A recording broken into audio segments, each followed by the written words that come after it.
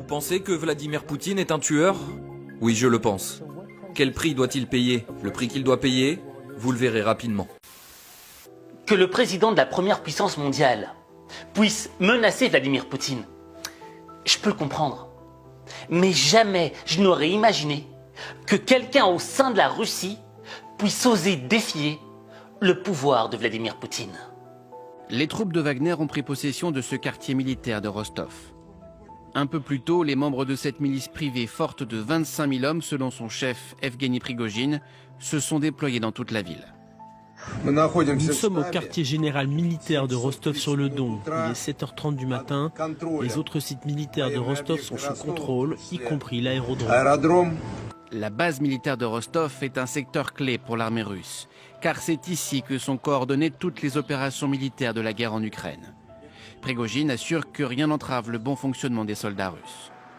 Dès l'annonce de sa marche vers Moscou, l'état-major s'est mis en alerte et a multiplié les appels au calme, comme ici sur la première chaîne de télévision ou par le biais de militaires au gradé.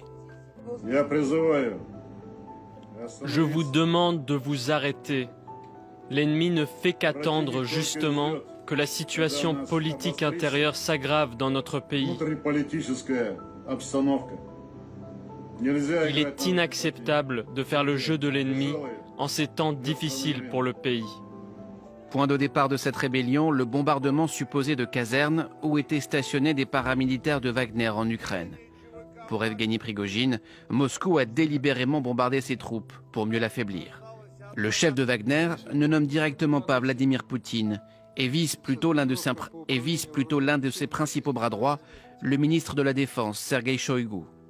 Dans l'un de ses messages vidéo, il remet ouvertement en question l'intervention militaire russe en Ukraine, utilisée selon lui pour servir les intérêts d'un petit groupe d'oligarques. Le jour où j'ai vu Prigojine partir pour aller jusqu'à Moscou, je me suis dit, mais cet homme est fou. Est-ce qu'il sait à qui il s'attaque? Et bon, dans les médias, on me disait partout que c'était la fin de Poutine, que Poutine était fini et que Prigojine allait prendre le pouvoir, qu'il allait faire un putsch. Des idées démocratiques. Donc, eux ne sont pas surpris. La surprise, elle est en Occident, je sais bien. Mais ici, non. Et les Ukrainiens savaient, moi je l'entends depuis si longtemps, depuis que je suis en Ukraine, depuis que j'y viens et reviens, ils savaient que leur victoire allait aussi se produire de cette manière. C'est-à-dire que le pouvoir russe allait s'effondrer, ou en tout cas allait s'affaiblir tellement qu'il serait contraint de reculer. Or, sur le plateau de BFM TV, il y avait un ancien mercenaire du groupe Wagner, et il avait mis un froid sur le plateau. Bonsoir Marat Gabidouline, bienvenue. Vous êtes un ancien membre de Wagner. Je cite votre livre « Ma vérité, l'homme qui défie le Kremlin ». Et moi, Marat, ex-commandant de l'armée Wagner, et c'est chez Robert Laffont. Monsieur Gabidouline, que veut, selon vous, Prigojine? Quel est son objectif?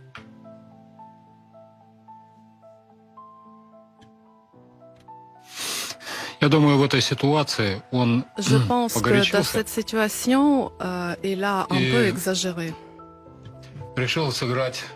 Il a essayé de jouer contre les règles.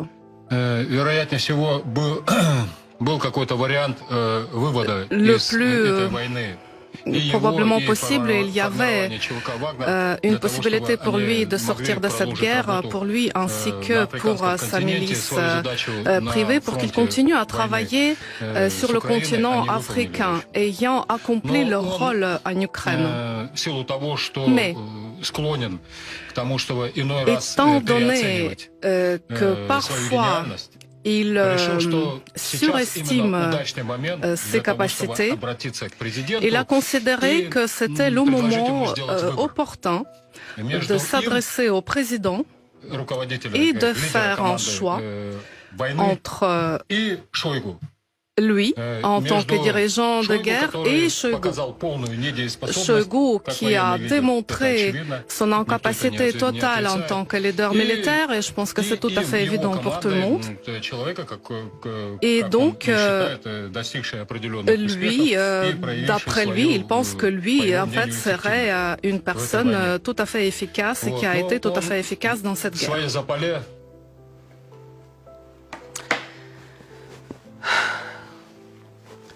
En réalité, Prigojine ne voulait pas prendre le pouvoir.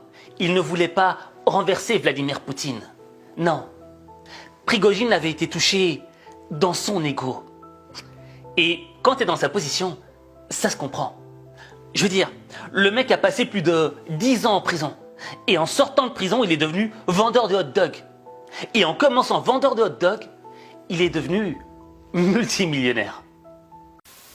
Il a lancé un business de hot dog qui a contribué à le rendre millionnaire, fait 9 ans de prison et conduit aussi bien des armées de trolls en ligne que des armées de mercenaires, qui est Evgeny Prigojine, le traître de Poutine, qui est parti libre en Biélorussie après sa tentative de coup d'état avorté. C'est un truand et un chef de guerre hors norme. Prigojine, né au début des années 1960. Jeune homme, il s'entraîne pour devenir skieur de fond professionnel, mais laisse rapidement tomber le sport pour se tourner vers la délinquance. De petits vols, il se retrouve à commettre de plus en plus de grosses infractions, si bien qu'il est condamné à 12 ans de prison à seulement 20 ans. Quand il sort, au bout de 9 ans, c'est les années 1990 et Prigojine, de retour à Saint-Pétersbourg, décide de se lancer dans un business étonnant, la vente de hot dogs. L'Union soviétique est dans le chaos total, lui commence à faire fortune dans la restauration. Il ouvre plusieurs établissements haut de gamme, c'est ici qu'il rencontre de nombreux hommes politiques influents comme Vladimir Poutine, George W. Bush ou alors Jacques Chirac.